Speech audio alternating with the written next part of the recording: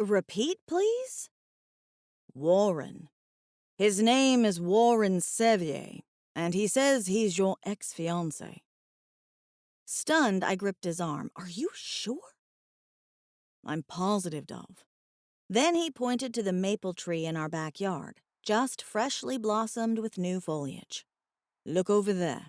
He says he's behind the tree.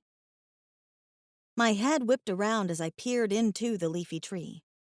My gaze met Warren's, and he waved with a jaunty wiggle of his fingers. Waved! As if he hadn't jilted me at the altar all those years ago. Yes, that's right. Warren Sevier, the wayward warlock, as I not so fondly called him, the 6-foot, blonde-haired, blue-eyed, lying cheat, was standing behind my tree as though he'd never crushed my heart. That day had been one of the most humiliating experiences of my life. Not to mention, one of the most painful. But wait. Warren was dead? My astonishment made me ask, he's dead? Wynne gripped my shoulders. Well, yes, Dove.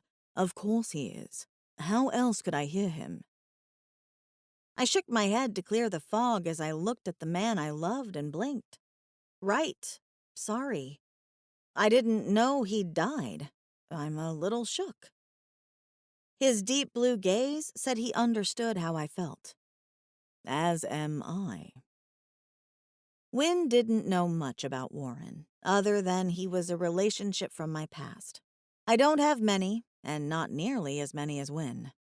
To be honest, I don't remember if I ever even told him we were engaged, or that he'd dropped me like I was hot the morning of our wedding.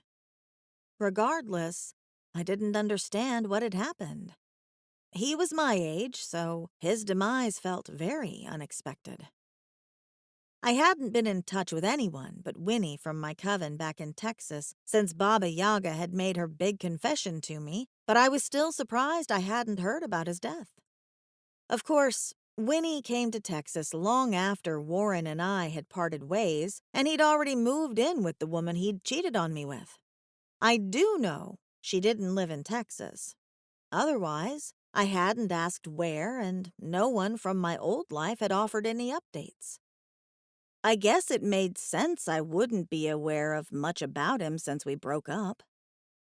I was so disoriented by this turn of events, I asked Wynne, what does he want? From, of all people, me. He wants to talk to you, Dove.